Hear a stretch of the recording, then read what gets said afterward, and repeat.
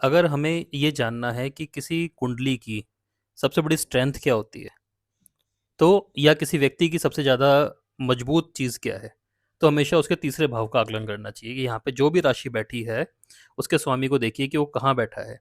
वो उस व्यक्ति की सबसे बड़ी स्ट्रेंथ बनेगी।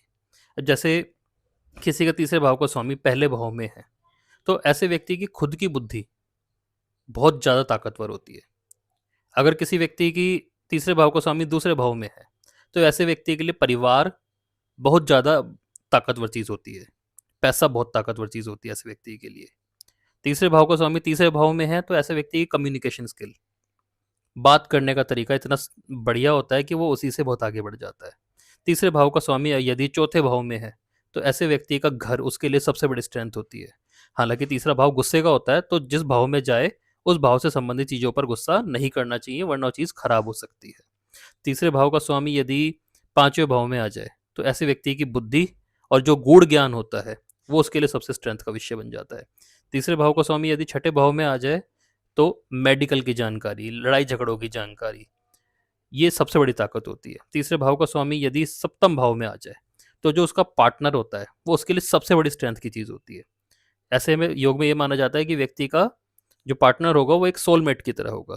तीसरे भाव का स्वामी यदि ये आठवें भाव में आ जाए, तो ऐसे व्यक्ति को रिसर्च करने में बड़ा मजा आता है। वो उसके लिए एक पैशन बन जाता है, तो वो उसके लिए सबसे बड़ी ताकत बन जाती है।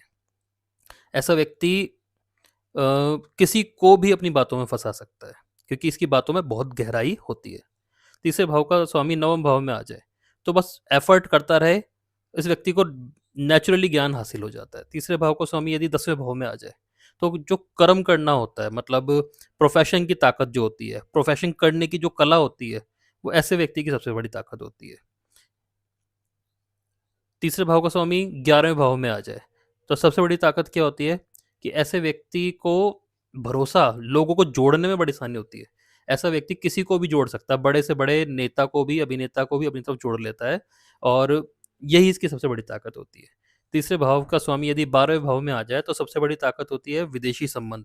ऐसे लोग अगर विदेश चले जाएँ, तो बहुत नाम कमा सकते हैं। इनको इन चीज़ों पर ध्यान देना चाहिए। धन्यवाद।